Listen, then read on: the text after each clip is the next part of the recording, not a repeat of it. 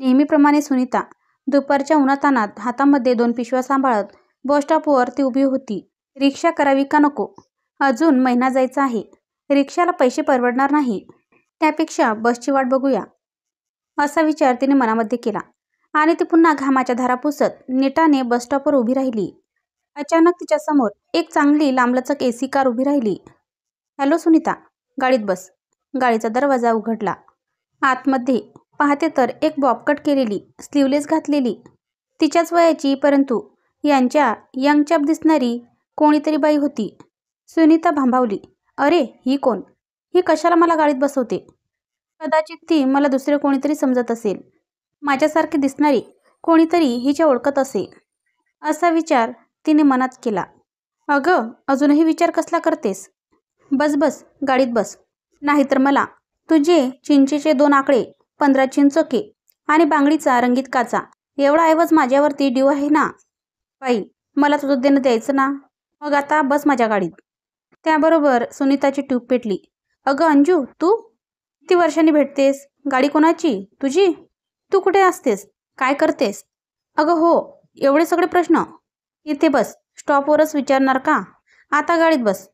त्याबरोबर सुनीताने आपल्या हातातल्या 2 बॅगा गाडीच्या मागच्या सीटवर ठेवल्या आणि ती पण मागे बसू लागली. ग, तू पुढे ये, पण गप्पा मारूया. सामान राहू दे पाठीमागे. सुनीता तिच्याजवळ बसली. अंजू आपल्या डोळ्यावरचा गॉगल काढून तिच्याकडे बघून हसली आणि तिने सफाईदारपणे गाडी सुरू केली. 5 ते 7 मिनिटाच्या अंतरावरती तिचं कॉम्प्लेक्स होतं. त्यात ती 17व्या माळ्यावर राहत होती. चांगला प्रशस्त 3 BHK फ्लॅट होता. रस्त्याने दोघी गप्पा मारत मारतच आल्या. जुन्या आठवणी, शाळेतील भांडणं, खेळणे, मारामाऱ्या, सारं काही आठवलं. काहीही म्हण सुने, तू पण हुशार होतीस माझ्या एवढीच. सुनीता कसनुसं हसली. पहिले प्रश्नांची सरबत्ती सुनीताने केली होती. त्याची उत्तरे अंजूने दिली. अंजू परदेशात राहत होती. तिचा नवरा कॉम्प्युटर इंजिनियर होता. एक मुलगा आणि मुलगी होती. आणि अंजू पुढे 10वी नंतर शहरात जाऊन ग्रॅज्युएट झाली. नवऱ्याबरोबर परदेशामध्ये तेथील शाळेमध्ये संस्कृतीची शिक्षिका होती. छान चाललं होतं अंजूचं. वडील पेशाने शिक्षक. त्यांना शिक्षणाचे महत्त्व चांगलंच कळत होती, म्हणून त्यांनी मुलीला शिकवलं होतं. आता ते आजारी होते, हॉस्पिटलला ॲडमिट होते, म्हणून अंजू एकटीच त्यांना बघायला आली होती. आता ती हॉस्पिटलवरूनच गाडी घेऊन आपल्या घराकडे चालली होती आणि रस्त्यामध्ये बस स्टॉपवर तिला सुनीता दिसली. आता तुझ्याबद्दल सांग, तुझं कसं चाललंय? तू काय करतेस? तुझे आई बाबा काय कसे आहेत? अंजू म्हणाली. माझं काय सांगायचं? तर विशेष असं माझ्याबाबत काही नाही. मी 10वी पास झाले, पण मला पुढे शिकवलं नाही.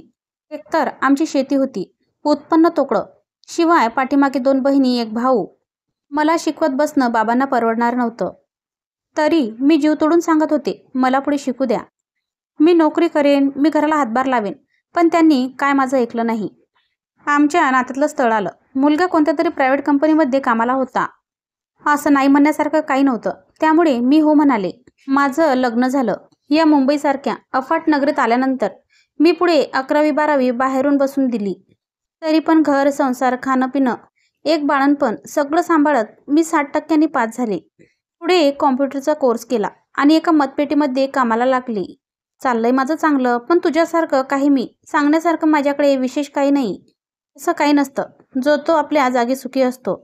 आणि मैत्रीमध्ये कमी जास्त, श्रीमंत गरीब असं काही नसतं. घरी पोचल्यावरती तिने छान थंडगार पियुष बनवलं. फ्रीजमधून थोडी फळं काढली आणि प्लेटमध्ये सजवून तिच्यासमोर ठेवली. AC लावला. रणरणत्या उन्हातून गेल्यामुळे सुनीताला ते सारे छानच वाटलं. चांगल्या 2 तास दोघींनी गप्पा मारल्या, तरी त्यांच्या गप्पा संपत नव्हत्या. मराठीचे सर कसे छान होते, गणिताचे सर कसे मारकुटे होते, दुपारच्या सुट्टीत आपण कसं खेळायचो, शेजारच्या कंपाऊंडमधल्या चिंचा कशा पाडायचो, त्यासाठी भांडणं व्हायची. काचा कवड्या खेळायच्या एकमेकींवर, बांगडीच्या रंगीत काचा, चिंचोके उदार राहायचे, गाण्याच्या भेंड्या, शाळेची सहल, 10वीचा सेंड ऑफ, साऱ्या काही जुन्या आठवणी निघाल्या. 2 तास झाले तरी काही गप्पा संपत नव्हत्या. शेवटी सुनीता म्हणाली, जाते का बाई, घरात मुले वाट बघत असतील. पुन्हा भेटूया, परंतु माझ्या घरी ये. असं निमंत्रण काही सुनीताने अंजूला दिलं नाही. सुनीताला त्याचं आश्चर्य वाटलं. शाळेमध्ये असताना अंजली नेहमी सुनीताच्या घरी जात असे किंवा सुनीता तिला जबरदस्ती आपल्या घरी घेऊन जात असे. घरात जे पण काय असेल ते भाकरी चटणी खायला घालत असे. पण आज मात्र ती ये म्हणाली नाही. दुसऱ्याच दिवशी अंजूने फोन केला. अगं मी अजून जास्तीत जास्त 15 दिवस आहे. मला तुझ्या घरी यायचे आहे. भाऊजींना भेटायचे आहे. तुझ्या मुलांना बघायचे आहे. तू मला तुझा व्हॉट्सअप नंबर कर.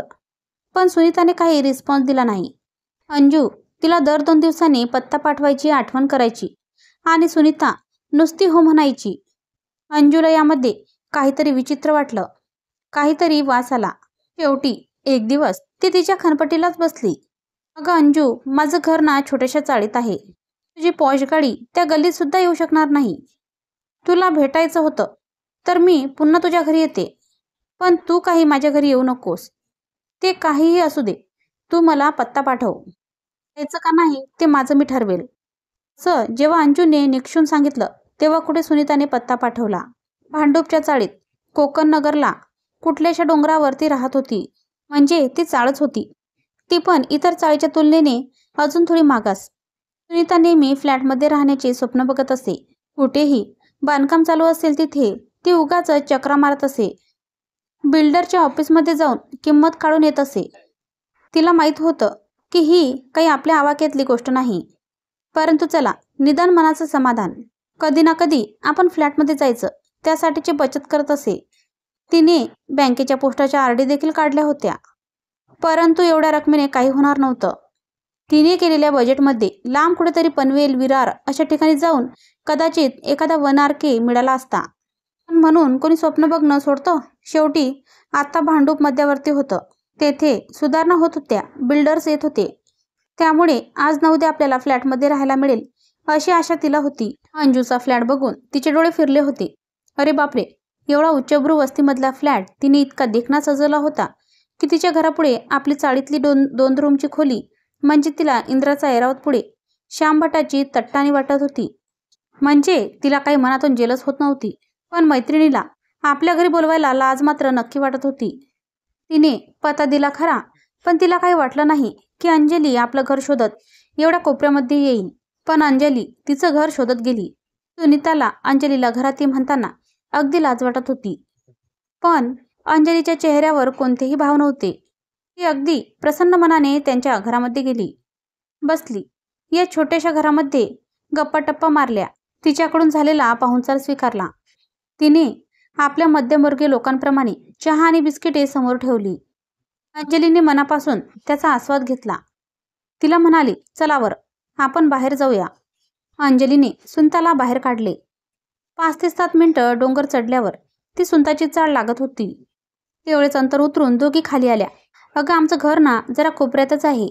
म्हणून तर मी तुला बोलावलं नव्हतं. म्हणून मी तुला घरी ये म्हणत नव्हते. एकतर तू परदेशात राहते. इथे सुद्धा तुझा एवढा सुंदर फ्लॅट आहे. तुला माझ्या एवढ्याशा घरामध्ये कसं तरी वाटलं असतं. माझ्या ऑफिसमधली माणसं, मुलांचे मित्रमंडळी मी कधीही घरी बोलवत नाही. मुलांना सुद्धा वाढदिवसाला वगैरे बाहेर जाऊन पार्टी द्या म्हणून सांगते.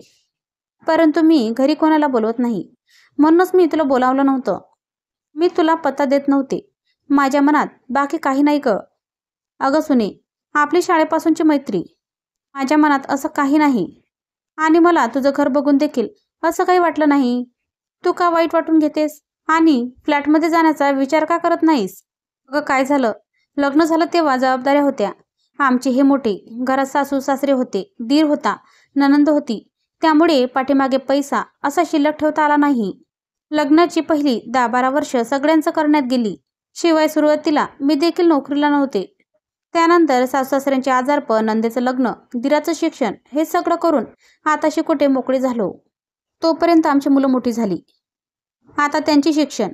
त्यामुळे माझ्या आयुष्यात तरी मला काही फ्लॅटमध्ये जायला मिळेल असे वाटत नाही. मी माझ्याकडून बचत करते. आता माझा सगळा पगार मी बाजूला टाकते. त्यांच्या पगारावरती घर चालवते. मुले अजून शिक्षण घेत आहेत. त्यांना हाताशी येण्यासाठी अजून 4-5 वर्ष तरी लागतील. काय नशिबात असेल ते असेल. पण मला आयुष्यातली शेवटची वर्ष तरी फ्लॅटमध्ये राहायची आहे. त्यातले सुख उपभोगायचे आहे. अंजू तिला आपल्यासोबत मॉलमध्ये घेऊन गेली. नवऱ्यासाठी आणि मुलांसाठी थोडीशी खरेदी केली. तिच्या बाबांची तब्येत आता सुधारत होती. त्यांना 2-4 दिवसामध्ये डिस्चार्ज मिळाला असता. त्यानंतर अंजली पुन्हा बाहेरगावी निघून जाणार होती. त्यामुळे तिने थोडेसे शॉपिंग केले. एक छानसा पंजाबी ड्रेस मैत्रिणीसाठी देखील घेतला. सुनीता नको नको म्हणत होती, पण ती म्हणाली, अगं माझी आठवण म्हणून तरी ठेव.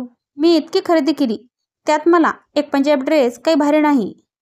सुनीताला मात्र या गोष्टीचे एवढे वाईट वाटत होते की तिचा मध्यमवर्गीय संकोची स्वभाव आडवा येत होता आणि फाजील स्वाभिमान दुखावला जात होता. ती मनात विचार करत होती, मी हिला घरी आल्यावर काय दिलं? मी एक साधी आपल्या रीतिरिवाजाप्रमाणे ओटी भरली, ही मात्र मला एवढा महागडा ड्रेस घेऊन देते. शेवटी तिने बोलूनच दाखवलं, अगं माझ्या घरी आल्यावर मी तुला काय दिलं? एक साधी ओटी भरली. तू मला इतका भारी ड्रेस कशाला घेते? मी याची परतफेड कधी करणार? अगं प्रत्येक गोष्टीला असा विचार करायचा नसतो. आज माझ्याकडे आहे, देवाने मला भरपूर दिले आहे आणि शिवाय असं उठसूट काही कोणालाही मी देत नाही. तू माझी लहानपणापासूनची जीवाभावाची मैत्रीण, त्यामुळे मला असं वाटलं की एखादी आठवण म्हणून तुला ड्रेस घ्यावा. त्यासाठी तुला एवढा संकोच बाळगण्याची गरज नाही आणि परतफेडीचा तर विचार देखील करू नकोस. तिने सुनीताला तिच्या घराजवळ कॉर्नरला सोडलं आणि ती आपल्या घरी गेली. अंजूचे बाबा डिस्चार्ज घेऊन घरी आले. आता त्यांना बरं वाटत होते. घरामध्ये कामासाठी एक मावशी आणि एक माणूस ठेवलेला होता. बाबा इकडे एकटे राहत असत. तिकडे चला म्हटलं तर त्यांना तिकडचे वातावरण मानवत नाही, तिकडे करमत नाही. आई गेल्यानंतर अंजूने त्यांना आपल्याबरोबर नेलं होतं, परंतु ते 4 महिन्यातच पुन्हा भारतात आले. तिकडच्या थंड हवेत ते सारखे आजारी पडत. अंजूने इकडे त्यांची चांगली व्यवस्था लावली. घरामध्ये 24 तासासाठी एक बाई आणि वर कामाला एक गडी ठेवून दिला.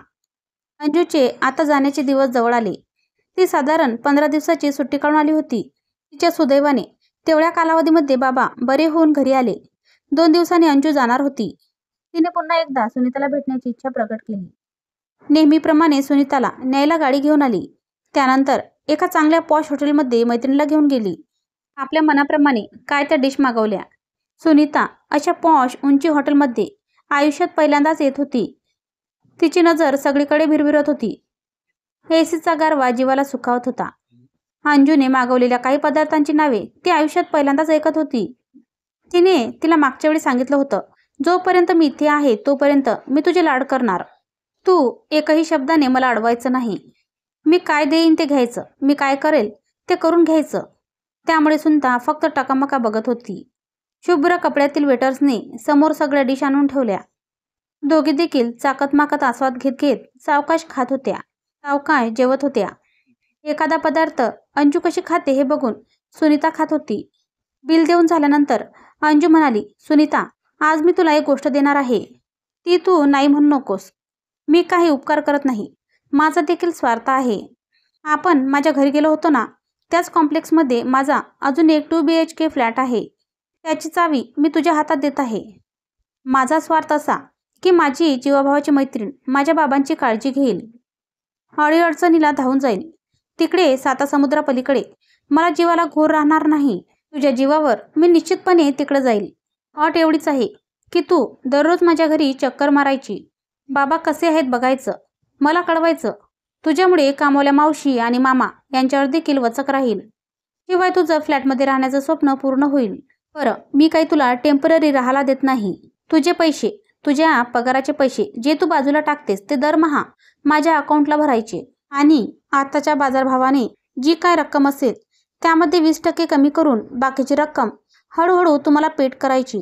तुझे फ्लॅटमध्ये राहण्याचे स्वप्न साकार होईल, माझं काम होईल. शिवाय मी काही फुकट देत नाही, त्यामुळे कोणताही संकोच बाळगू नकोस. अगं पण आमचा पगार एवढासा, आमच्या नोकऱ्या प्रायव्हेट. अगं इतके वर्ष करते आहेस ना, मग जमेल. पण तुझे हप्ते सुटले नाहीत तर? असं होणार नाही. मला माहीत आहे, आपण मध्यमवर्गीय माणसं आपल्या शब्दाला खूप पक्के असतो. आपला स्वाभिमान खूप मोठा असतो. आपण कधीही कोणाला बुडवत नाही. काय वाटेल ते झाले तरी तू तुझ्या जीवाचे रान करून माझे पैसे मला परत करणार. मला माहीत आहे, त्याची चिंता तू करू नकोस. अगं आपण दोघी कधी काळी एकाच परिस्थितीतून गेलेलो आहोत, परंतु माझ्या नशिबाने मला हात दिला. मी पुढे शिक्षण घेतलं, नवरा चांगला मिळाला आणि माझी आर्थिक परिस्थिती सुधारली. तू मात्र आपल्या परिस्थितीशी झगडत राहिलीस, म्हणून कदाचित परमेश्वराने तुझी आणि माझी भेट घडवून आणली, जेणेकरून तुझीही चिंता मिटेल आणि माझीही चिंता मिटेल. ही माझ्या घराचे कागदपत्र, ही घराची किल्ली आणि पॉवर ऑफ अटर्नी मी तुला देत आहे. मी इथून निघण्यापूर्वीच तू तुझ्या फ्लॅटमध्ये शिफ्ट होशील. माझ्यासमोरच सर्व सामान शिफ्ट करशील. म्हणजे मी निश्चिंतपणे बाहेर जाईल. सुनीताच्या डोळ्यातून अश्रुधारा वाहू लागल्या. आज तिचं स्वप्न पूर्ण झालं होतं आणि तिला तिची हरवलेली मैत्री देखील गवसली होती. शिवाय तिला खूप आनंद झाला होता. ते खूप आनंदात होते. वातावरण थोडं गंभीर होतं. अंजूने तिच्या खांद्यावर जे हात ठेवले. अगं बाई, इतकी वर्ष झाले तुझ्या 2 चिंचा, 15 चिंचोके आणि काही काचेच्या बांगड्यांचे तुकडे माझ्यावरती उदार होते ना. आज त्याचं ऋण फेडलं असं समज. त्याबरोबर सुनीता खळखळून हसली. तिने अंजूला घट्ट मिठी मारली आणि मैत्रीचा बसंती रंग त्यांच्यामध्ये उधळला गेला. मित्रमैत्रिणींनो, कथा आवडली असेल तर चॅनलला हाईप करा, शेअर करा आणि सबस्क्राईब करा. धन्यवाद.